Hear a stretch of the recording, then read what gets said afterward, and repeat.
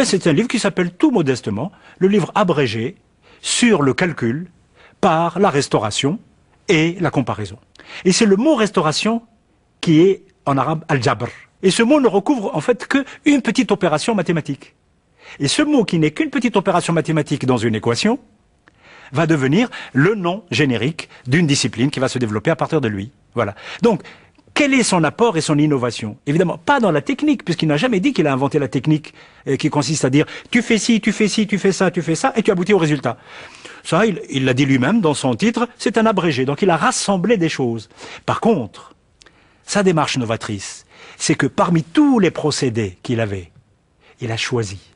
Et ça, c'est une démarche de chercheur, de savant. Et ce sont toutes ces sciences qui, par les relais de la Syrie, de l'Égypte et ensuite de l'Espagne et de la Sicile musulmane, vont irriguer une part immense de notre savoir philosophique ou scientifique médiéval.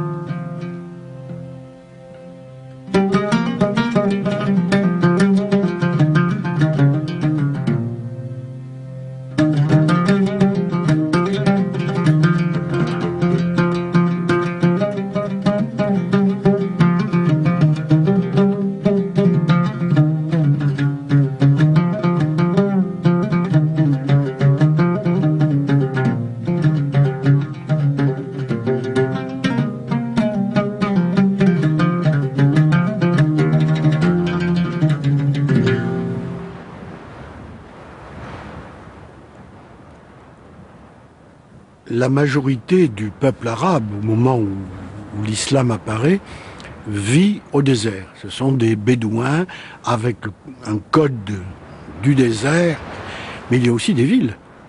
La Mecque et Médine, pour ne parler que d'elles, qui sont de très importantes places caravanières, et aussi des centres religieux du paganisme pré-musulman. Mais l'islam, lui, n'a jamais été un phénomène de désert. C'est dans des villes qu'il est né. Il est né à la Mecque, il s'est transféré avec l'Hégire à Médine, et ensuite, il a gouverné le monde depuis des villes. Donc, d'entrée de jeu, dès les premières années de son histoire, l'islam est naturellement appelé à être un phénomène urbain. Et quel phénomène urbain! Il a récupéré de l'Antiquité des villes qu'il a réanimées. Damas, par exemple. Il a créé des villes à côté de villes moribondes. Tunis à côté de Carthage. Ou le Caire, qui n'était pratiquement rien qu'une petite bourgade.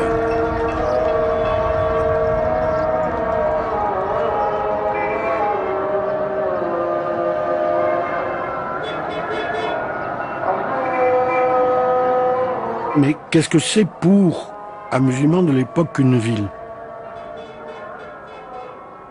Il faut d'abord qu'une ville soit un centre de pouvoir musulman.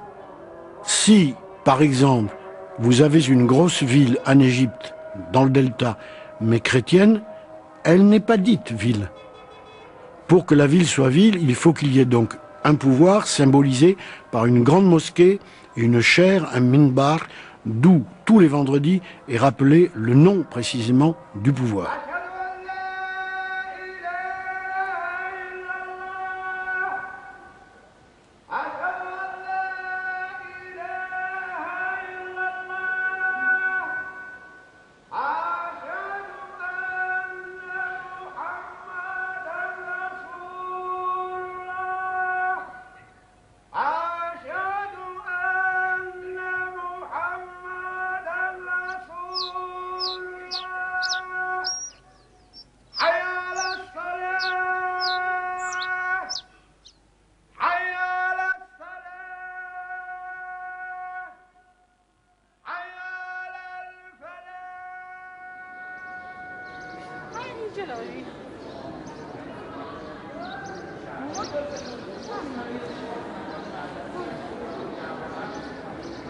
La mosquée, au départ, c'est une simple salle de prière. Et ce qui est important dans la mosquée, c'est l'orientation.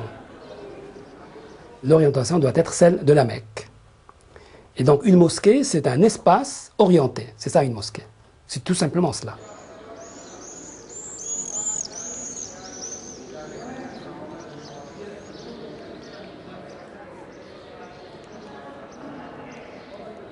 À partir de là, on a commencé à élaborer une architecture. Alors cette architecture, avec une salle centrale, a commencé à être élaborée au cours du 8e siècle. On a conçu un modèle de la mosquée à partir de la grande mosquée qui a été construite à Damas.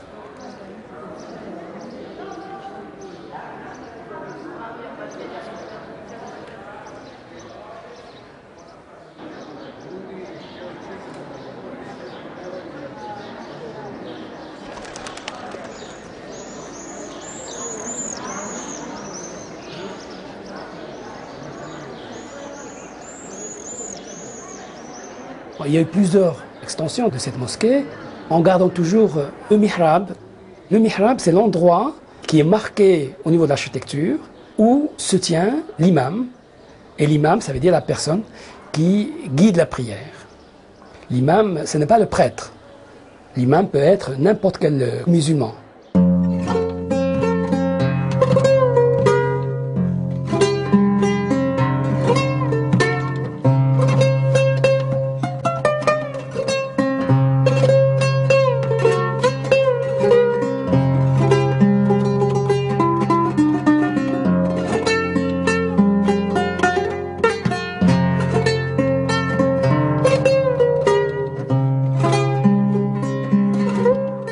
C'était également un lieu d'enseignement.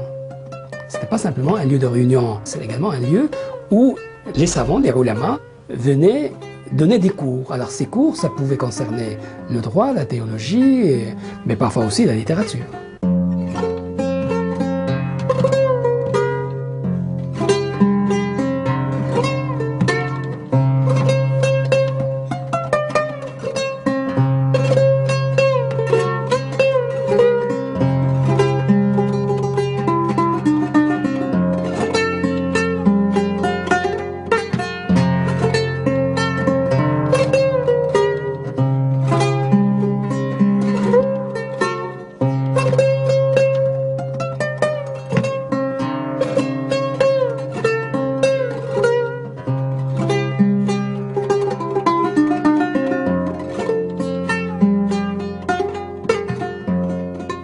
Il faut ensuite que cette ville réunisse tous les corps de métier dont vous pouvez avoir besoin. Bien sûr aussi des libraires et des bibliothèques. Donc c'est cela qui crée une ville. Dernière question, quelle taille? Et c'est là véritablement que l'imagination vacille. Dans notre Europe, à ce moment-là, mettons dans les années 900, les villes au mieux, c'est quelques milliers, exceptionnellement, quelques dizaines de milliers d'habitants. Or, Cordoue, c'est 300 000 habitants. Palerme, quelques centaines de mille. Le Caire, 500 000. Bagdad, estimation moyenne, la plus vraisemblable, 1 million. Et quelquefois, la mégalopole, essentiellement en Asie centrale. Par exemple, Bukhara ou Samarcande. Vous avez le palais, la ville palatine, autour une enceinte, autour la ville proprement dite, avec une enceinte, autour les faubourgs proprement dits, avec une enceinte, et autour quelques villes satellites avec une enceinte. Résultat sur la carte, une ville, enfin une mégapole nous dirions, de 60 km de diamètre. Et tout ça au Xe siècle